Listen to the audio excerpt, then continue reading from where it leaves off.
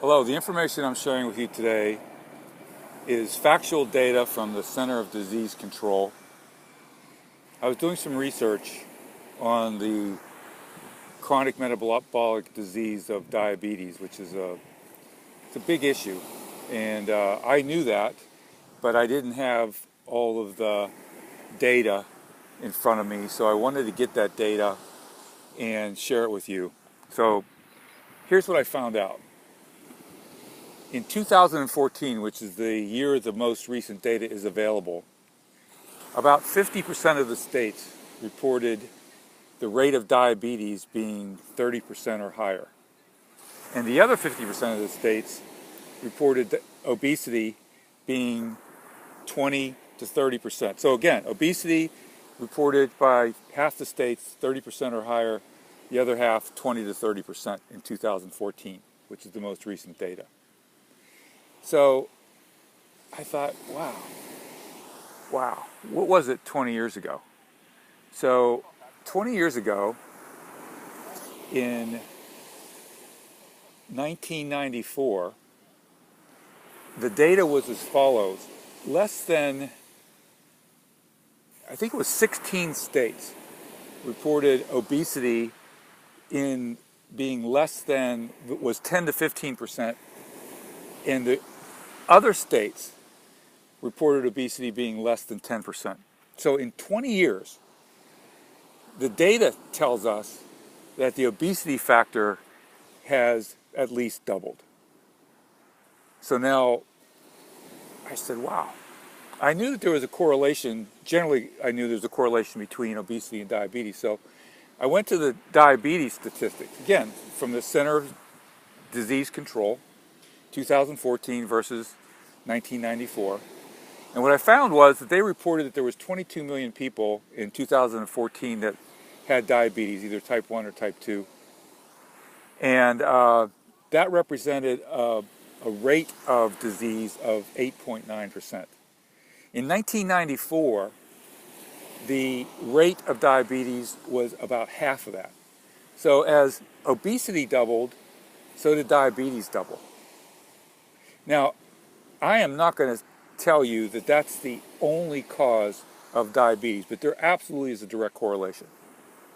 So what is the significance of this other than the obvious, which is a lot more people have the disease and have to be treated for it? Well, the significance is, let's look at the impact. Let's look at the impact of diabetes.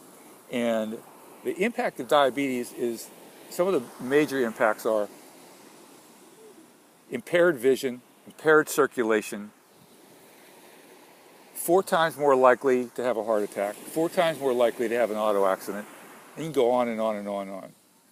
And the dire consequences of people that have increasing impaired circulation who have diabetes is that you'll find that there's a lot of amputations associated with people that have diabetes. I'm told that in 2015, there were about 86,000 amputations, and about half of those were attributed to diabetes. That's awful. That's awful. So what's the solution? What's the solution? There is a cause for this dramatic increase in statistics that are not great statistics. There is a cause. Well, it's not just one thing, but certainly diet and the quality of food is a major impact. So in the last 20 years, what do we see? Dramatic increase in GMO, dramatic increase in toxic chemicals from what we eat and drink. And so we need to have a systemic approach to solving this problem. And we have to solve it because the cost of treating diabetes is huge and it's not sustainable. So the medical device that I represent is part of the solution, and here's why. It is proven to have a significant positive impact on the circulation of the body, and circulation impairment is one of the big experiences that people with diabetes have. So we want to address circulation. But if you listen to my other presentations, you will know that if we're circulating a lot of bad stuff, that's not good either. Improving your circulation is a start, but it's not the only answer. And I don't want you to think that that's the only answer, but if you are not using this FDA Class 1 medical device to help your circulation, because it helps a lot more things than just diabetes, then I think that you are suboptimizing the tools that you can use to really help your health. So what can you expect? You can expect, because of increased circulation, with the eyes in particular having the highest density of microvessels in the body, you can expect, it would not be surprising for your eyesight to begin to improve. Your circulation begins to improve, your disposition begins to improve, your mobility begins to improve. Why? Because of circulation. Now, I'm going to tell you right up front, we are not making any representations that this is curing anything. We're not suggesting that you stop taking medication or stop working with your doctor, not at all. Just the opposite. Particularly if you're on prescription medication, we want you to cooperate with your doctor, monitor your body very carefully, and we are seeing a lot of people talk about being able to reduce and ultimately eliminate prescription medication in many cases. I'm not saying it will happen for you. Everybody's different. I don't know your lifestyle. I don't know the stress factors in your life, but these are very consistent things being reported, and I love that. So this is a very, very important topic, and I am doing this video because I want to make it part of an article that I'm publishing with the data, so you can see the data. You can see the links that I use to get the data. I'm sending out emails with this information so people can read it. They can see the links.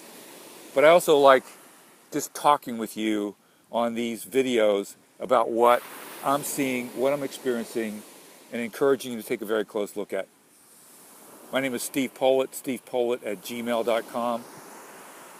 Text me, 727-224-4743.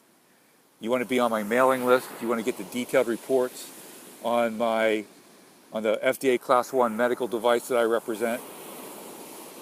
And I am here to help you as much as I possibly can, sharing with you the information that I'm getting so you can have a healthy, vibrant, wonderful lifestyle well into the future.